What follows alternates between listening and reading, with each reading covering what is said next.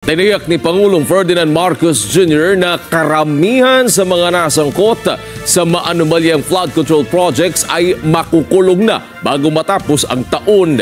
Ito po ay matapos na irekomenda nga ng Independent Commission for Infrastructure o ICI sa Office of the Ombudsman ang pagsasampa ng kasong kriminal at administratibo laban po sa 37 individual, kabilang na po ang ilang senador at dating kongresista. Pero sa kabila nito, kinumpirma ni PBBM, hindi kasama sa listahan ng mga kakasuhan ang kanyang pinsan na si dating House Speaker Martin Romualdez. Naritong detalye sa ulat ni Eden Suarez Santos.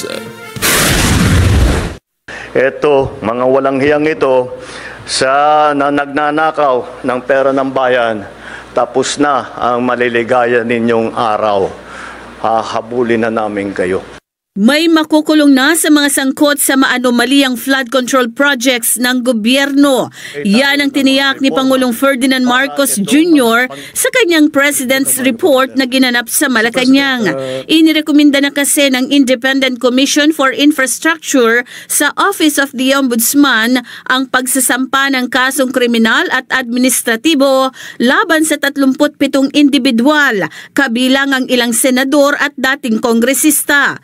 Kabilang sa mga pinakakasuhan ng ICI dahil sa pagkakasangkot sa maanomaliang flood control projects ay sina Senator Joel Villanueva, Senator Jinggoy Estrada, dating House Appropriations Chairman Zaldico, dating Caloocan at 2nd District Representative Mitch Cahayon Uy, COA Commissioner Mario Lipana, dating DPWH Secretary Manuel Bunoan, dating DPWH Undersecretary Roberto Bernardo, dating DPWH Undersecretary Maria Catalina Cabral at iba pang DPWH officials and personnel sa Bulacan 1st District Engineering Office, gayon din sa Regional Office 4B at mga kinatawan ng mga private contractors.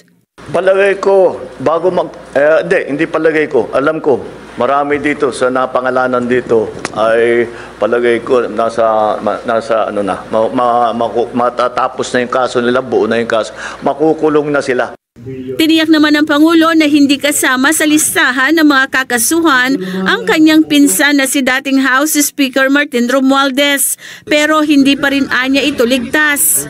I don't think so because the only evidence that has been made against him is in the Senate. So I don't know. No, with the Speaker, no. Not as yet. Not as yet. If something else comes out, then he might have to be answerable for something. Sa panukala naman na kanselahin ang passport ni Zaldico, sinabi ng Pangulo na dapat itong dumaan sa proseso lalo't hindi pa nasasampahan ng kaso. Therefore, the request for the cancellation of his passport cannot yet be made. However, when that time comes, we will immediately cancel his passport. I'm not a lawyer, so I cannot. I'm not the best person to explain it, but that's the procedure. You have to give grounds for the cancellation of the passport, and those grounds will be based on the cases that will be filed against.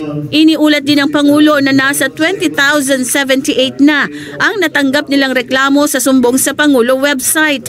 Itinakda na rin anya ang auksyon ng 7 sa 13 luxury vehicles ng mga diskaya sa susunod na linggo. Iniulat din ni BBM na maaaring mabawi ng gobyerno ang 6.3 billion pesos mula sa mga na-freeze na mga assets ng AMLAC na may kaugnayan sa flood control project corruption. Eden Santos para sa Mata ng Agila. Matatag, matapang, matapat.